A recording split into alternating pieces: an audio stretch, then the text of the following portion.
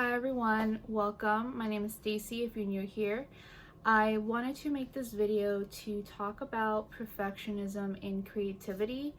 I myself struggled with this for many years. It really hindered me from being able to work on any projects, and I was really unhappy for a long period of time. And I can say that in the past year I've already been able to work on a lot more different projects than I ever did in the past. And so I kind of wanted to share some tips of what I did to kind of overcome that need to make everything I make perfect or near perfect, and just kind of enjoy more the creative process.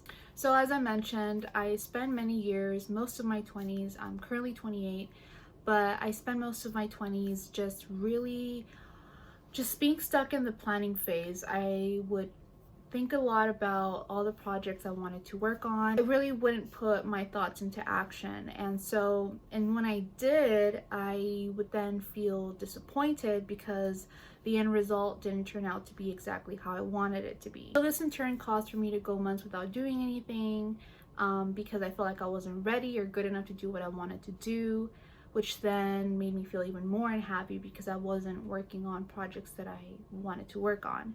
At the time, I didn't realize it was such a toxic cycle I was in, and I was doing this to myself. It's important to remember that perfectionism often leads to procrastination. We will often make excuses for ourselves why we can't do something because, we need the right equipment or we don't have the right skills. And so it really prevents us from putting ourselves out there and actually trying to do the projects we want to do with what we have. As kids, we learn the importance of practice makes perfect, even if perfect just means getting better at it.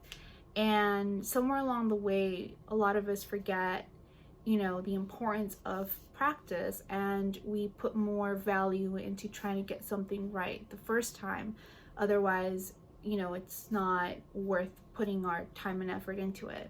It's important to remember that not aiming for perfection does not mean that you're not putting in the most work into your projects. It just means having a better relationship with your art and just trusting yourself more in the process. As I mentioned earlier, in the past year, I've been able to work on more projects, which has been able to give me a greater feeling of accomplishment and also the confidence to work on even more projects.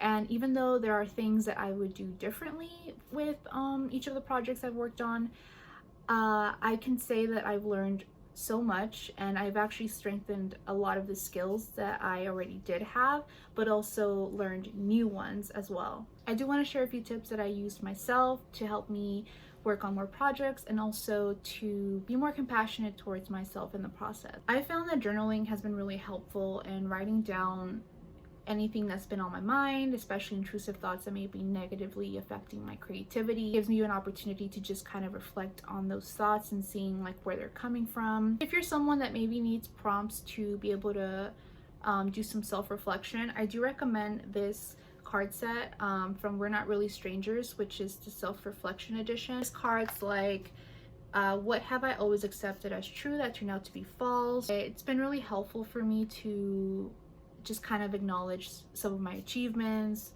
positives about my strengths, and also things I may want to work on. So it's not necessarily catered to artists per se, but I think self-reflection can be good for anyone. And so like I said, if you maybe need prompts, I would highly recommend this set. And it also comes with your own journal, so I think it's an added bonus to it. Setting deadlines for myself has been really useful in just organizing myself better and knowing the length of time I have available to complete a project so that I can move on from it and work on a different one. This is all dependent on the kinds of projects you're working on, and and being realistic with yourself, how much time you need to be able to finish a project, but also the time you have available to yourself. Even though these deadlines are just sort of imaginary, I'm not doing this for anyone else, it's just a way to keep myself accountable. But it's also very important to know when to give yourself the breaks that you need. Even if you said that you wanted to finish something by Friday, and if you feel like you need to take time off, then knowing that you can give yourself that space to to give yourself breaks. It's so important to keep remembering your purpose for creating your art.